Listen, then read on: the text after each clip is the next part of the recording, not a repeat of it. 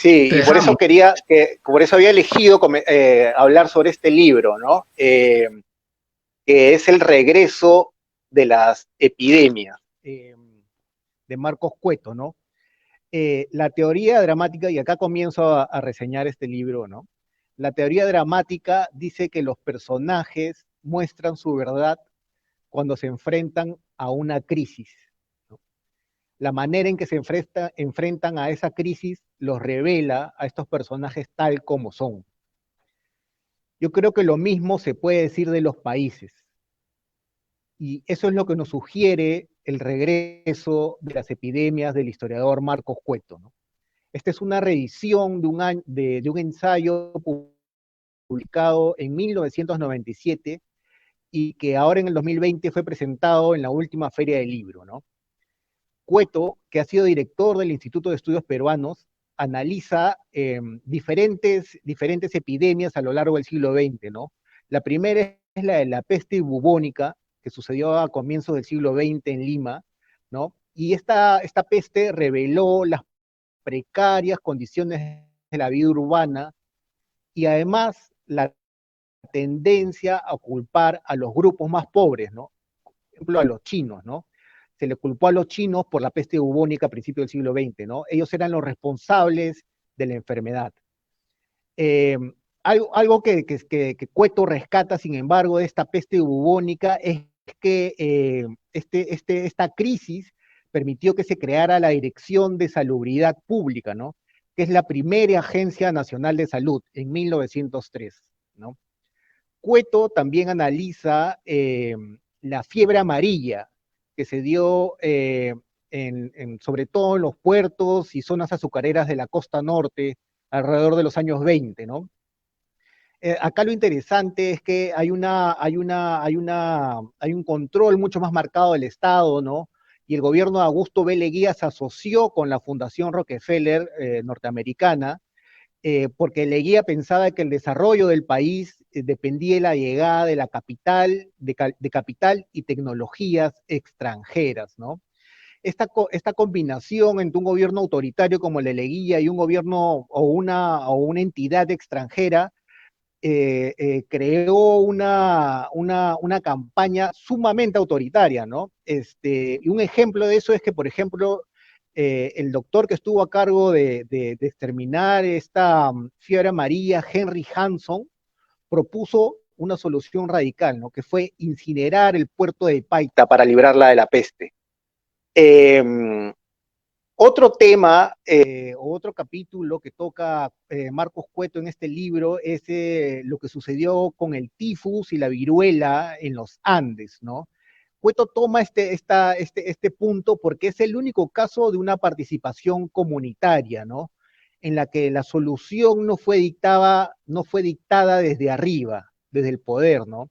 Acá él se enfoca en un doctor puneño, el Manuel Núñez Butrón, quien en 1930 organizó una brigada sanitaria y publicó una revista de difusión informativa en quechua, ¿no? Este, este ejemplo de este médico puneño es un esfuerzo exitoso de autoayuda y de colaboración con líderes de las comunidades, ¿no? Cueto toma lo que sucedió en Puno en los 30 con este doctor como contraejemplo a lo que había pasado con la fiebre amarilla y con la peste bubónica a inicios del siglo XX, ¿no? Cueto sigue avanzando, ¿no? Y llega a las campañas de erradicación de la malaria, ¿no? Y se centra sobre todo en lo que sucedió en Quillabamba, en la capital de la convención, en la selva de Cusco, donde los enfermos morían en 24 horas, ¿no? Con vómitos, fiebre alta y dolores de cabeza, ¿no? Morían tanto niños como adultos y los caminos hacia Quillabamba se volvían intransitables, señala Cueto, por el hedor de los cuerpos abandonados. Una muestra de centralismo es que Lima mandó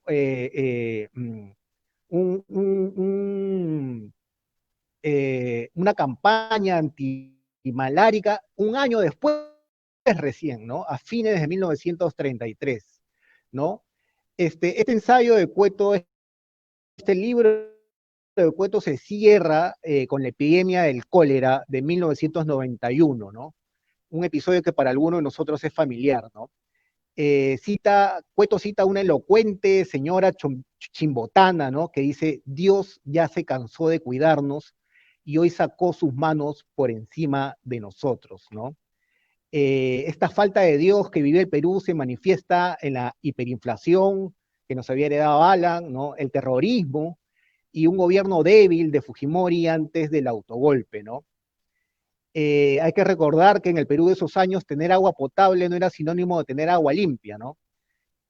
Por ejemplo, el 40% de la población de Chimbote tenía agua potable, pero sin embargo la mitad de ellos consumía agua contaminada. Otra cosa parecida sucedía en Iquitos, donde solo el 56% de la vivienda tenía conexión con agua potable y el 40% de la población del Callao consumía agua con residuos fecales, ¿no? La cuarta parte de la población de Lima consumía agua de camiones cisternas que la vendían sin supervisión, ¿no? El cólera, además, reveló y produjo una serie de asociaciones y prejuicios, ¿no? A las víctimas, ¿no? Y consideraba la salud pública como un asunto individual y familiar, no como una competencia del Estado, ¿no? Se difundieron frases señalando que el cólera era la enfermedad de la mugre, de los cochinos, de los sucios, de los puercos, ¿no? Resaltando síntomas, asociando los síntomas de la enfermedad como diarrea, los vómitos y el sudor, ¿no? Asociados a estos cochinos, a estos mugrosos, a estos sucios, ¿no? Es por eso que el cólera fue negado, ¿no? Era porque era una prueba de pobreza y de ser socialmente indeseable, ¿no? Esto fue usado por el gobierno de Fujimori para restarle importancia a las carencias de infraestructura sanitaria, ¿no? Por ejemplo, de lo que hemos hablado del agua potable, ¿no? Eh, es el viejo recurso de echarle la culpa del mal social a las víctimas del mismo, ¿no? Eh, la baja letalidad de la epidemia, señala Cueto, dio pie a que la campaña contra el cólera haya sido un éxito por el gobierno, haya sido leída o presentada como un éxito por el gobierno, ¿no?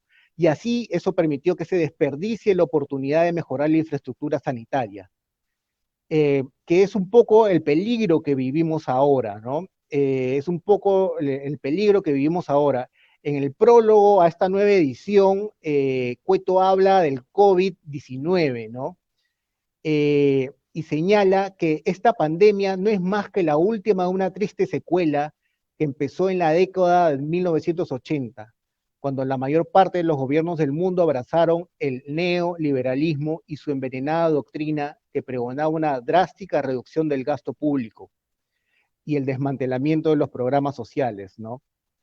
Y señala que en el caso del COVID-19, la higiene personal y el autoaislamiento, que son las medidas más importantes, no reflejan la realidad de una gran mayoría de familias pobres que sobreviven apiñadas en espacios diminutos con acceso limitado al agua y que comen gracias al dinero obtenido día a día, ¿no? Cueto llama la atención y señala que acá la solución no es la vacuna, ¿no? Él llama eso las balas mágicas, ¿no? La solución no es esta bala mágica, la solución no son las vacunas, porque a lo largo de este siglo XX que él analiza, siempre se han usado para no invertir en lo que hay que invertir, ¿no? Que es en infraestructura, ¿no? En proyectos sanitarios a largo plazo, ¿no?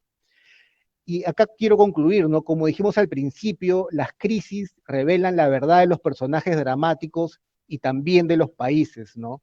La pandemia que vivimos ha revelado nuestra paupérrima verdad sanitaria, ¿no? Y este libro demuestra que, que eso no es de ahora, ¿no? Sino que sucede por lo menos hace 100 años.